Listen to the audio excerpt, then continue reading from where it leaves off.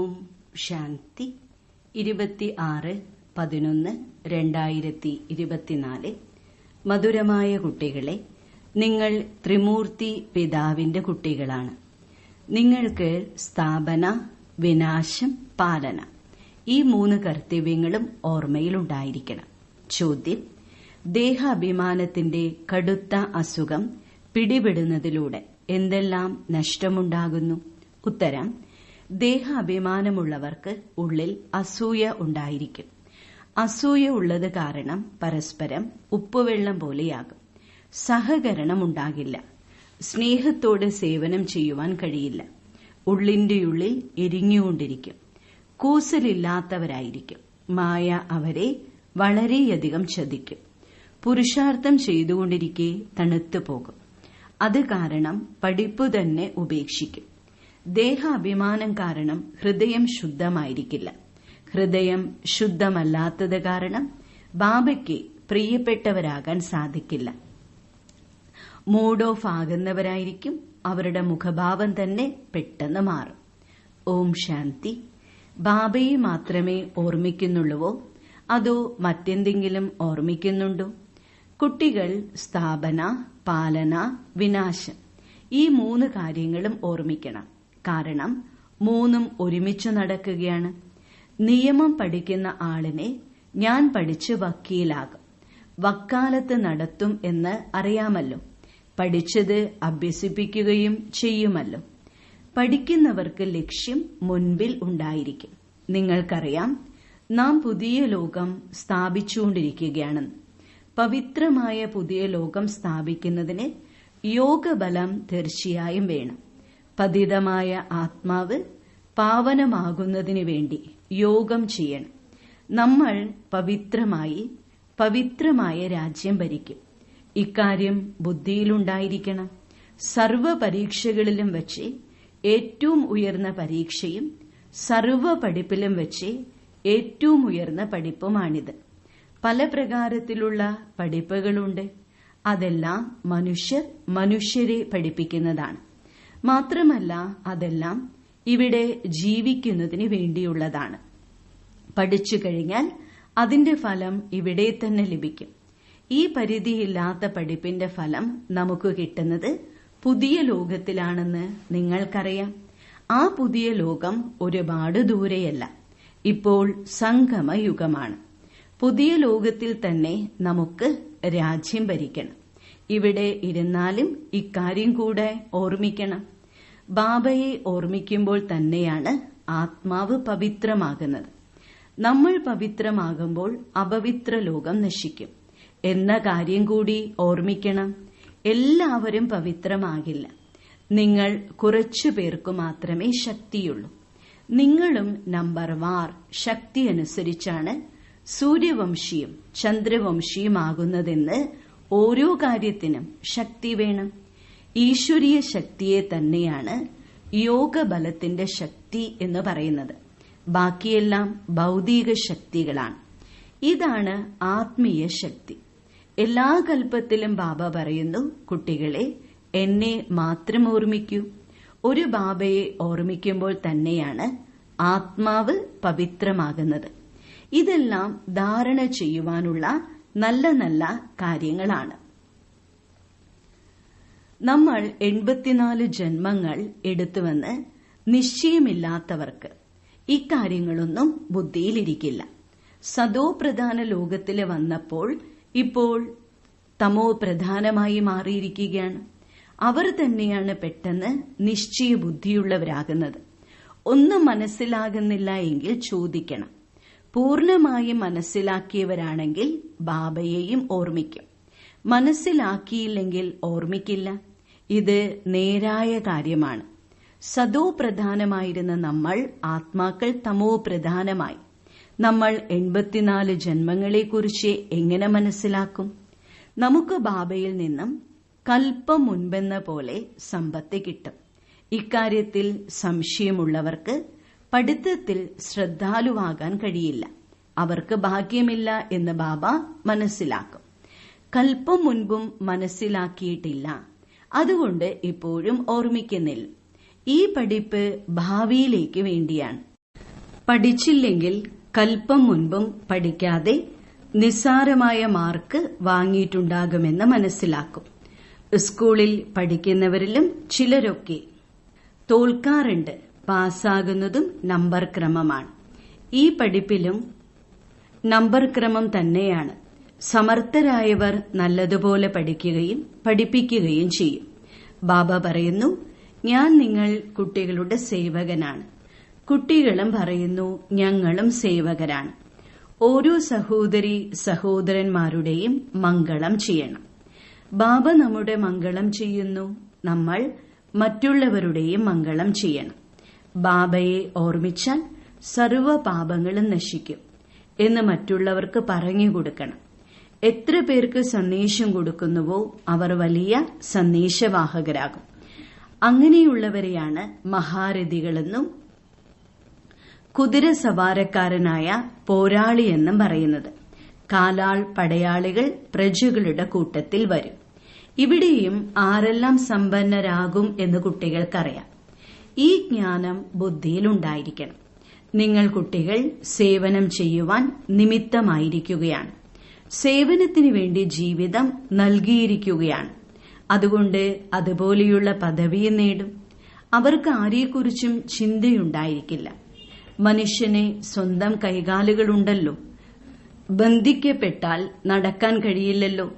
സ്വയം സ്വതന്ത്രരാകുവാൻ സാധിക്കും. ഞാനെന്തിന് ബന്ധനങ്ങളിൽ കുടുങ്ങണം? ബാബയിൽ നിന്നും അമൃതം കുടിച്ച് എന്തുകൊണ്ട് മറ്റുള്ളവർക്കും വിതരണം ചെയ്തുകൂടാ? ആരെങ്കിലും ബന്ധിച്ചിടുവാൻ ഞാനെന്താ ആടാണോ? യജ്ഞത്തിന്റെ ആരംഭത്തിൽ നിങ്ങൾ കുട്ടികൾ എങ്ങനെയാണ് സ്വയം ബന്ധനമുക്തരായത്? ഉദ്ഘോഷിച്ചു.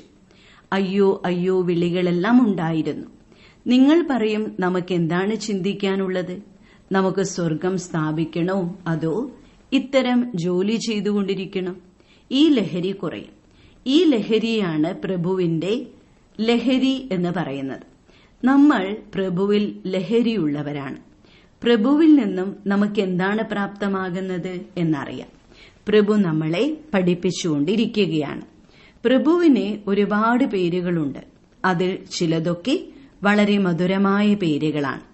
ഇപ്പോൾ നമ്മൾ ഈശ്വരീയ ലഹരിയിലാണ്. ബാബ തരുന്ന നിർദ്ദേശങ്ങളെല്ലാം വളരെ എളുപ്പമുള്ളതാണ്. ബുദ്ധിയും മനസ്സിലാകുന്നുണ്ട്. നമ്മൾ ബാബയെ ഓർമ്മിച്ചോർമ്മിച്ച് സദോ പ്രധാനമാകും. വിശ്വത്തിന്റെ അധികാരികളാകും. ഈ ലഹരി കയറിയിരിക്കുകയാണ്. ഓരോ നിമിഷവും ബാബയെ ഓർമ്മിക്കണം.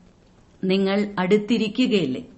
ഇവിടെ നിന്നും പുറത്തിറങ്ങി കഴിയുമ്പോൾ എല്ലാം മറക്കും. നിങ്ങളിതൊന്നും മറക്കാൻ പാടില്ല. പക്ഷെ ഭാഗ്യമില്ലെങ്കിൽ ഇവിടെ ഇരിക്കുമ്പോഴേ മറന്നു പോകും. കുട്ടികൾ മ്യൂസിയത്തിലും ഗ്രാമങ്ങളിലും സേവനം ചെയ്യുവാനുള്ള തയ്യാറെടുപ്പുകൾ നടത്തുകയാണ്. ബാബ പറയുന്നു, എത്ര സമയം ലഭിക്കുന്നുവോ വേഗം വേഗം കാര്യങ്ങൾ ചെയ്യൂ. പക്ഷെ ഡ്രാമയിൽ കാര്യങ്ങൾ വേഗത്തിൽ നടക്കില്ല. ബാബ പറയുന്നു, കൈവയ്ക്കുമ്പോഴും സാധനങ്ങൾ തയ്യാറാകണം. അങ്ങനെയുള്ള മെഷീനറി വേണം. നല്ല കുട്ടികളെ മായ മൂക്കിനും ചെവിക്കും പിടിക്കും. മഹാവീരനാണെന്ന് വിചാരിക്കുന്നവർക്കും മായയുടെ കൊടുങ്കാറ്റ് ധാരാളം വരുന്നുണ്ട്. പിന്നെ അവർ ആരെയും വകവയ്ക്കുന്നില്ല, ഒളിപ്പിക്കുന്നു. ആന്തരിക ഹൃദയത്തിൽ സത്യതയില്ല. സത്യമായ ഹൃദയമുള്ളവർക്ക് സ്കോളർഷിപ്പ് കിട്ടും. ചെകുത്താന്റെ ഹൃദയമുള്ളവർക്ക് മുന്നോട്ടു പോകാൻ കഴിയില്ല. ചെകുത്താന്റെ ഹൃദയമുള്ളവർ തന്നെ തോണിയെ മുക്കിക്കളയുന്നു. എല്ലാവർക്കും ശിവബാബയുമായാണ് കാര്യം. ഇവിടെ നിങ്ങൾക്ക് സാക്ഷാത്കാരം കിട്ടാറുണ്ട്. ബ്രഹ്മാവിനെ തയ്യാറാക്കുന്നതും ശിവബാബയാണ്. ശിവബാബയെ ഓർമ്മിച്ചാൽ ഇങ്ങനെയാകും, ലക്ഷ്മി നാരായണനെ പോലെ. മായ വളരെ ശക്തിശാലിയാണെന്ന് ബാബ മനസ്സിലാക്കി തരുന്നു. എലി കടിക്കുമ്പോൾ അറിയില്ല, അതുപോലെ മായയും പ്രസരിപ്പുള്ള എലിയാണ്. മഹാരഥികളും തീർച്ചയായും സൂക്ഷിക്കണം. മായ നമ്മളെ വീഴ്ത്തിയെന്ന് ഉപ്പുവെള്ളമാക്കിയെന്ന് അവർക്ക് മനസ്സിലാകുന്നില്ല. ഉപ്പുവെള്ളമായാൽ ബാബയുടെ സേവനം ചെയ്യുവാൻ സാധിക്കില്ലെന്ന് ഓർമ്മ വേണം. ഉള്ളിൽ എരിഞ്ഞുകൊണ്ടിരിക്കും. അവർക്ക് അവസ്ഥ ഉണ്ടായിരിക്കില്ല. ഓർമ്മയുടെ മൂർച്ച വരില്ല. അതുകൊണ്ട് വളരെയധികം സൂക്ഷിക്കണം. മായ വളരെ തീവ്രമായി ആക്രമിക്കും. നിങ്ങൾ യുദ്ധമൈതാനത്തിൽ നിൽക്കുന്നതുകൊണ്ട് മായയും വിടില്ല. പകുതി മുക്കാല് നശിപ്പിച്ചിട്ടും പലർക്കും അറിയുന്നതുപോലുമില്ല. എത്രയോ നല്ല കുട്ടികൾ, പുതിയ കുട്ടികൾ പഠിപ്പ് ഉപേക്ഷിച്ച് വീട്ടിലിരിക്കുന്നു. പ്രസിദ്ധമായവരോട് മായ യുദ്ധം ചെയ്യുന്നു. ഇതൊക്കെ മനസ്സിലാക്കിയാലും അലസരായിരിക്കുന്നവരുമുണ്ട്. ചെറിയ കാര്യത്തിൽ പെട്ടെന്നു തന്നെ ഉപ്പുവെള്ളമാകുന്നു. ബാബ പറഞ്ഞു തരുന്നു, ഉപ്പുവെള്ളമാകുവാൻ കാരണം ദേഹാഭിമാനമാണ്. സ്വയം തന്നെ ചതിക്കുന്നു. ബാബ പറയും, ഇതും ഡ്രാമയാണ്. കൽപ്പം മുൻപ് നടന്ന അതേ കാര്യങ്ങൾ തന്നെയാണ് കാണുന്നത്. അവസ്ഥ ഉയർന്നും താഴ്ന്നുമിരിക്കും. ചിലപ്പോൾ ഗ്രഹപ്പിഴ വരുന്നു. ചിലപ്പോൾ നല്ലതുപോലെ സേവനം ചെയ്ത് ശുഭവാർത്ത ബാബയ്ക്ക് എഴുതുന്നു. താഴെയും മുകളിലുമായി ഇങ്ങനെ അവസ്ഥ മാറിക്കൊണ്ടിരിക്കും. ചിലപ്പോൾ പരാജയപ്പെടും, ചിലപ്പോൾ ജയിക്കും. പാണ്ഡവരാണ് മായയോട് ചിലപ്പോൾ തോൽക്കുന്നതും ചിലപ്പോൾ ജയിക്കുന്നതും. നല്ല നല്ല മഹാരഥികൾ പോലും കുലുങ്ങിപ്പോകുന്നു. ചിലർ മരിച്ചുപോകുന്നു. അതുകൊണ്ട് എവിടെയിരുന്നാലും ബാബയെ ഓർമ്മിക്കൂ, സേവനം ചെയ്യൂ. സേവനം ചെയ്യുവാൻ നിമിത്തമായവർ നിങ്ങളാണ്. നിങ്ങൾ യുദ്ധമൈതാനത്തിലാണ്. ഗൃഹസ്ഥികളായ ബാബയുടെ കുട്ടികൾക്ക് സെന്ററിൽ താമസിക്കുന്നവരെക്കാളും നന്നായി മുന്നോട്ടു പോകുവാൻ സാധിക്കും. മായയുമായി നല്ല പോലെ യുദ്ധം നടക്കുകയാണ്. കൽപ്പം മുൻപെന്ന പോലെ ഓരോ സെക്കൻഡിലും നിങ്ങൾ പാർട്ട് അഭിനയിക്കുകയാണ്. നിങ്ങൾ പറയും, ഇത്രയും സമയം കഴിഞ്ഞു, അതിനിടയിൽ എന്തെല്ലാം നടന്നു. ഇതെല്ലാം ബുദ്ധിയിലുണ്ട്. ബാബയിൽ ജ്ഞാനം ഉള്ളതുപോലെ ഈ ദാതയിലും ഉണ്ടായിരിക്കണം. ബാബ സംസാരിക്കുമ്പോൾ ഈ ദാതയും തീർച്ചയായും സംസാരിക്കുന്നുണ്ട്. ശുദ്ധഹൃദയമുള്ളവർ ആരെല്ലാമാണെന്ന് നിങ്ങൾക്കറിയാം. ശുദ്ധഹൃദയമുള്ളവർ ബാബയുടെ ഹൃദയത്തിലിരിക്കും. അവർക്ക് പിണങ്ങുന്ന സ്വഭാവമുണ്ടാകില്ല. സദാ ഹർഷിത മുഖമുള്ളവരായിരിക്കും. അവരുടെ സ്ഥിതി ഒരിക്കലും താഴില്ല.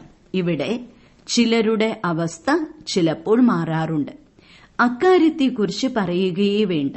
ഈ സമയത്ത് നമ്മൾ പതിതരാണെന്ന് പറയുന്നുമുണ്ടല്ലോ.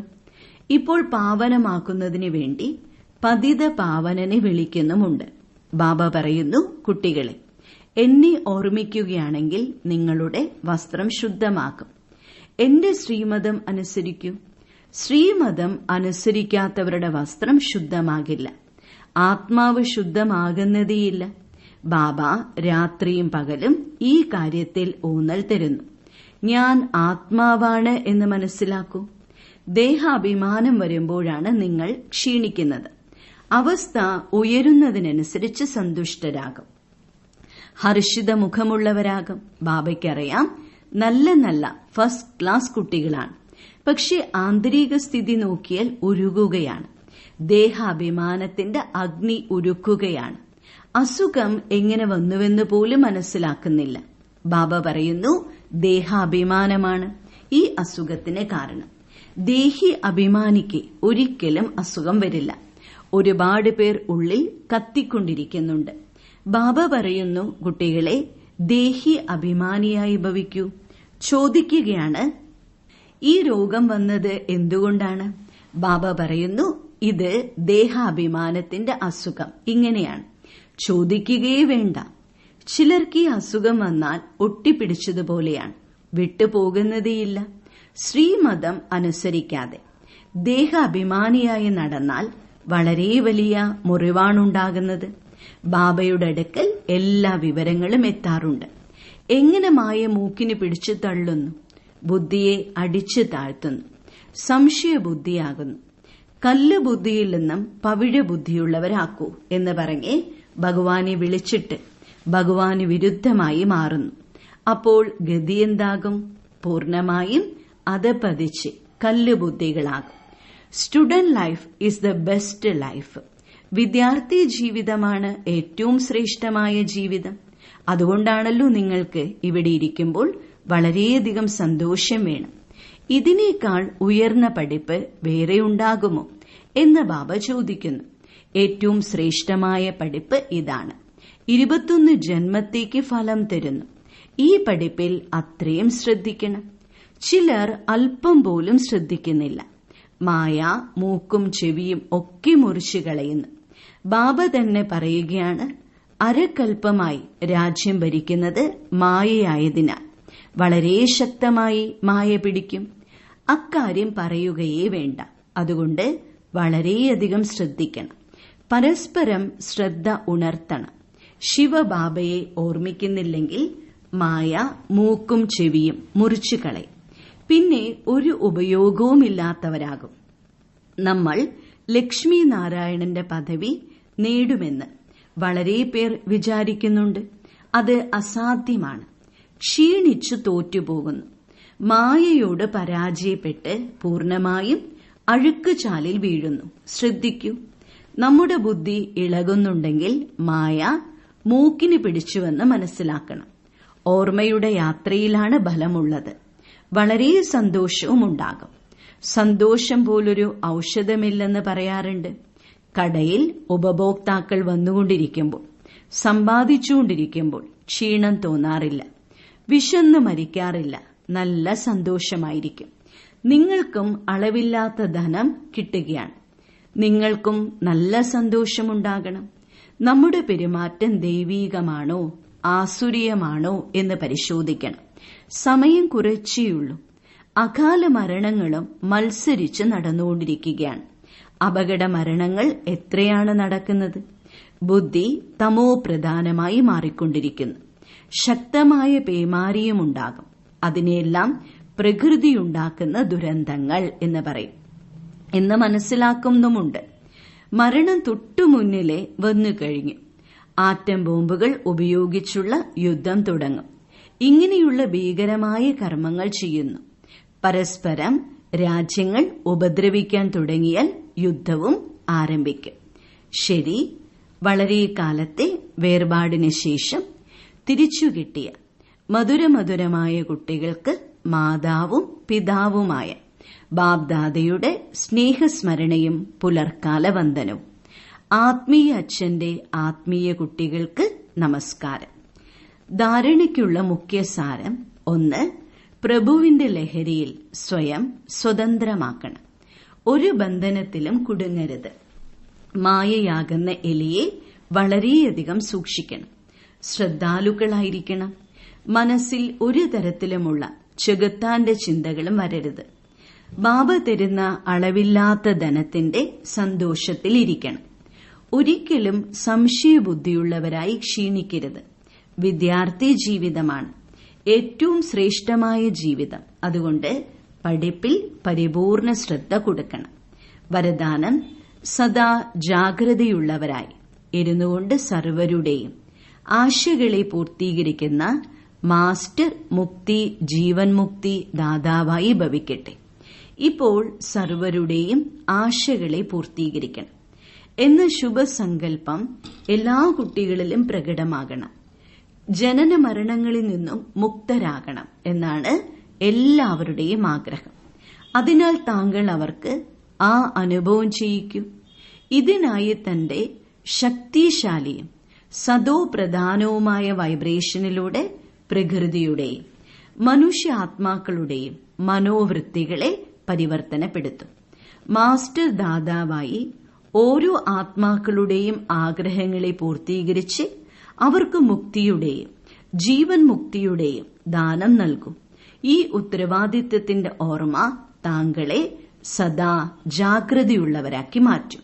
സ്ലോഗൻ: മുരളീധരന്റെ മുരളീനാദത്തിൽ ശരീരത്തെ പോലും പാടെ മറക്കുന്നവരാണ് സത്യമായ ഗോപ ഗോപികമാർ. ഓം ശാന്തി.